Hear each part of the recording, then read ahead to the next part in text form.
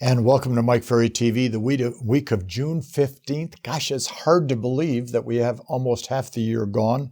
It's been a crazy year, but a lot of you are doing your job the right way, and that's the name of the game. Excuse me.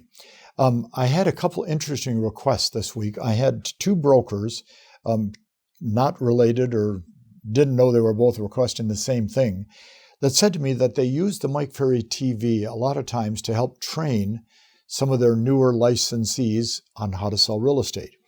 And they said, at some point, could you give us a little refresher course, I guess is the best way to say it, on what they need to know to be successful? And I thought about it, okay? I thought, well, that makes sense. A refresher course never hurts anybody. And then I realized that, a good portion of even the good agents sometimes forget some of the basic fundamentals of what brought them to the levels of productivity that they've accomplished. So I thought, well, it would be kind of fun maybe, since we're almost at the halfway point of the year, to do a little refresher. And I want to start by sharing this with you. I think it was 1992 or 93. I'm not sure which year. It's been a while. I was doing the Superstar Retreat in Palm Desert, California. And I think it was the second or third day at lunch, one of the attendees, who was a good guy and a good friend, said, let's have lunch. I said, okay. So we sat down at lunch and we're enjoying our time. And he goes, boy, I really liked what you did today at this morning session. I said, well, thank you. He said, you really have created quite a very systematic step-by-step approach for listing and selling real estate. And I looked at him and I smiled and said, well, thank you. That's very nice of you. He goes, no, when did you put together the system? And I'm sitting there smiling and saying, I don't even know what this fellow's talking about, because I had not been thinking about what I teach that way. So we finished lunch and I said, I'm going to run upstairs and freshen up. So I went upstairs and I got out a scratch pad and I started writing down the Mike Ferry sales system and what is involved in that Mike Ferry sales system. And in those days, the sales system really revolved around 6 steps. And then I realized that anybody, you and I, that would take the time to master these 6 steps is probably going to have a pretty good career. No matter how far they want to go or how much production they want to have, it's going to come across a little bit better, a little easier, probably a lot more professional. So first, let me give you the 6 steps, and then we'll look at each one for a minute or so individually. Obviously, time management is step number 1. Prospecting, okay, we hate to hear the word, okay, prospecting, lead generation, talking to people, having conversations, whatever you choose to call that, is number 2. Then, of course, strong lead follow-up, which during this pandemic time has been a very important part of what we do, and we'll talk about that. Next is strong pre-qualifying, making sure that your buyer or seller is fully prepared and can make a decision after you do your job, presenting on a listing or presenting a house for them to buy. Strong presentation skills, being a professional presenter, which really is something that we all have to learn, and it's a tough one. And then handling objections. So what I used to do for many, many years, and I'm going to ask you to take your pen now and write the letter P as in Peter, P as in Paul, and C as in Charlie across the top of the paper. P as in Peter, P as in Paul, C as in Charlie. I used to start every seminar by putting those 3 letters on the board.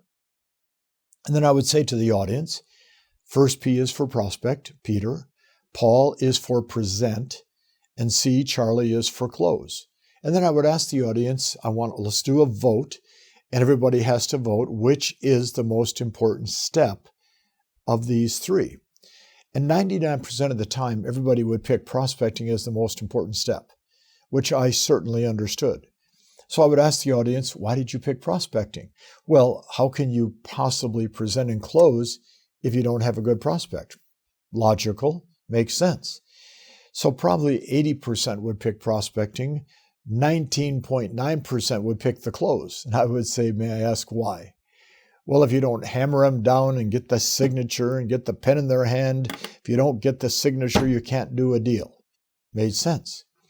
And then I would say, okay, let me point out to you the most important step of the 3.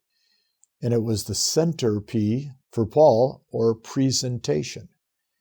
And in which they would always look at me and say, well, think about it this way, okay?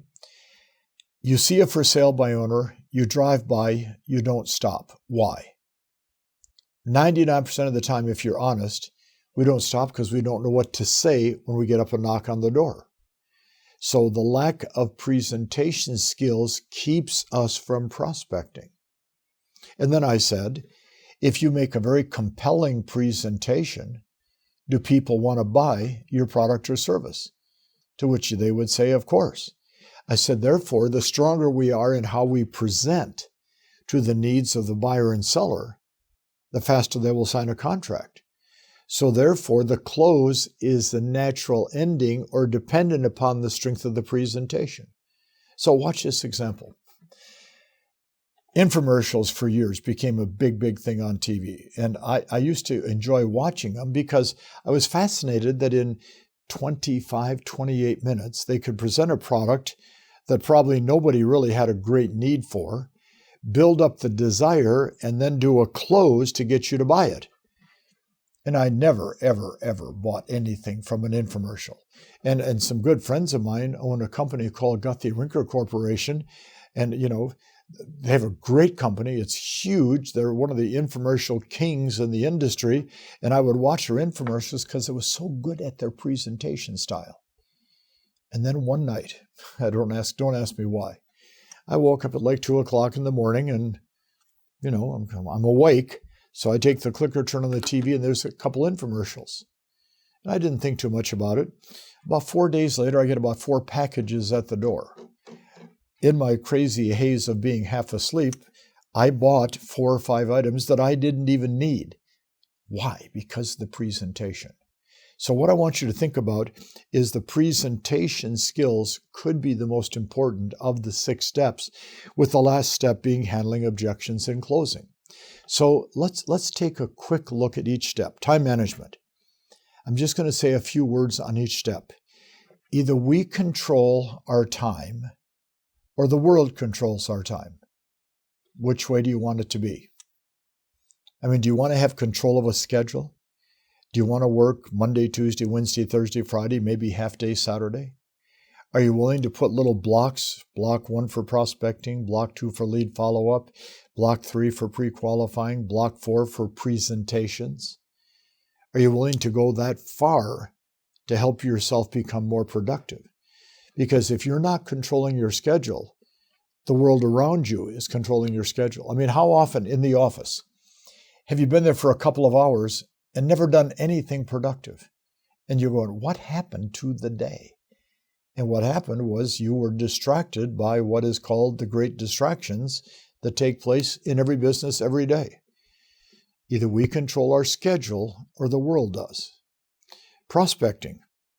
We talk about it all the time. Either you're going to buy business through advertising, marketing, billboards, bus benches, mail outs, etc., buying it from Zillow, buying your leads.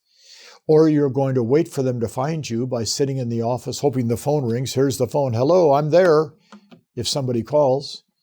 Or holding open house, waiting for somebody to walk in. Or third, we can go out and earn the business by talking to people. Which do you think is probably the most effective for profitability's sake? And that would be earning business. We have to learn what to say in prospecting to engage people in a conversation so we can do our job. Strong lead follow-up. Here's the catch. Everybody has the same leads. Nobody has a lead that somebody else doesn't have. If your mother is talking about selling her home with you, she's told other people. And other people have told other people have told other people that gets to a real estate agent that knows your mother's going to sell their home. So therefore, if you're not effective in lead follow-up, guess what? Your mother lists their home with the competition. Isn't that a slap in the face? Strong pre-qualifying. It's what every profession does. You go to the doctor and the first thing they're going to do is take your temperature, take your pulse, take your blood pressure. It's just standard procedure. And they do this only for one reason, to check on your health, to make sure you're okay. It's part of the pre-qualifying. The pilot on the plane has a pre-flight checklist. They go through it with the co-pilot. And if they're flying it by themselves, they have to yell it out loud and answer themselves. They want to make sure the plane can land safely. Strong presentation skills. And here's what I think we need to understand. The competition for presenting is getting better and better and stronger because less people are participating. Here we are, June 15th, and there's agents that are just waking up to the fact that the real estate market is moving forward. They've been asleep the whole time. And that doesn't even make sense to me. How can you be sleeping in a market that is dynamic? You've got buyers and sellers everywhere. We have to learn how to present in a professional manner. And then, of course, handling objections and closing. And, of course, in handling objections, my broker, Pat McVeigh, was a genius. They all say the same thing, Mike. Learn the answers. There's only 7, 8, 9 objections they're going to give. Learn the answers to each objection, and then you have the confidence when they bring it up to close and get a contract signed. Well, that system that we put together sometime in 1992-93 now is 21 steps in the Mike Ferry sales system.